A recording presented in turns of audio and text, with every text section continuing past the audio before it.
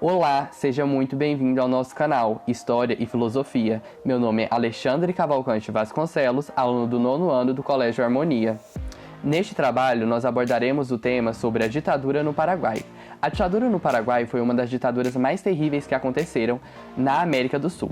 Ela durou de 1954 a 1989, sendo governada por Alfredo Stórsênez, sendo eleito em 11 de junho de 1954, após a derrubada de Frederico Chaves, vítima de um golpe de Estado, que havia sido eleito democraticamente, e a posse de um presidente interino, Tomás Romero Pereira.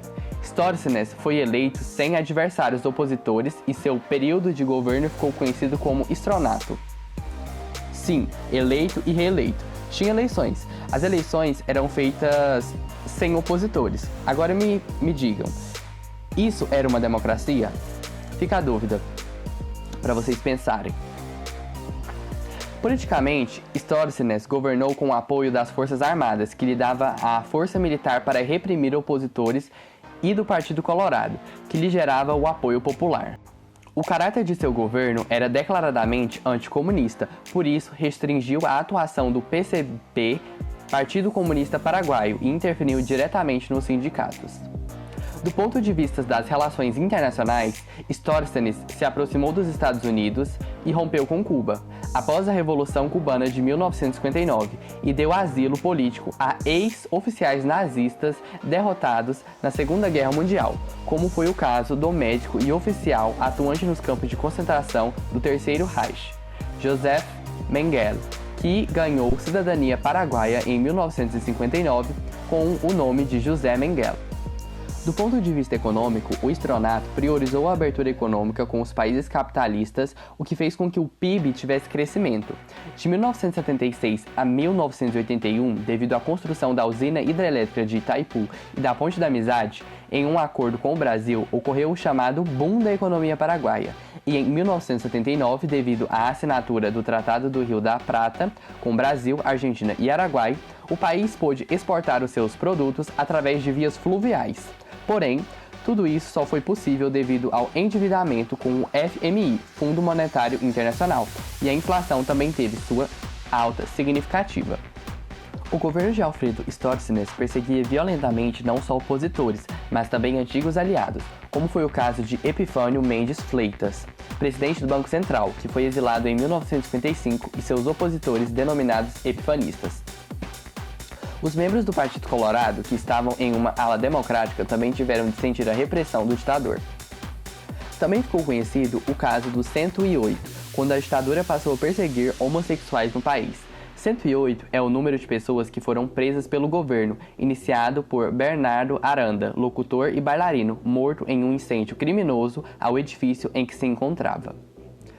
Contra a ditadura do Stórsênez estavam organizados o PCP, Partido Comunista Paraguaio, a FULNA, Frente Unido de Libertação Nacional, o M14, Movimento 14 de Maio, entre outros, apoiados por Cuba. Os movimentos buscavam promover uma guerrilha derrubando a ditadura através de armas, mas foram violentamente reprimidos.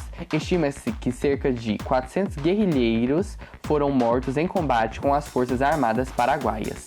A Igreja Católica também teve papel fundamental contra o estronato, através das LACs, Liga Agrária Cristianas, organizações camponesas cristãs que procuravam viver em comunidade, assim como os primeiros cristãos. As LACs criticavam diretamente a ditadura e assim foram violentamente reprimidos, culminando em 1976 no triste acontecimento da Páscoa Dolorosa, quando as forças militares prenderam os seus integrantes e destruíram o movimento.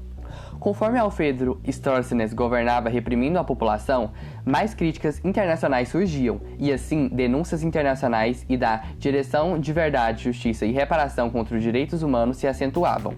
Além de prisões arbitrárias, torturas, assassinatos e ligações com o tráfico de drogas, o ditador também foi acusado de organizar uma guarda fortemente armada para sua defesa pessoal, que atuava também no sequestro de mulheres e crianças de 10 a 15 anos que serviam como escravas sexuais do ditador, sendo colocadas em cárcere privado e estrupadas. Na década de 1980, devido à crise econômica, O fim do apoio dos Estados Unidos, a caça aos comunistas, devido ao fim da Guerra Fria e às denúncias de corrupção e os desrespeitos aos direitos humanos, Alfredo Stórsênes pretendia eleger seu filho mais velho, Gustavo Stórsênes, mas tal atitude era considerada uma afronta pelas Forças Armadas, que compreendiam que era o momento da família Stórsênes deixar o poder.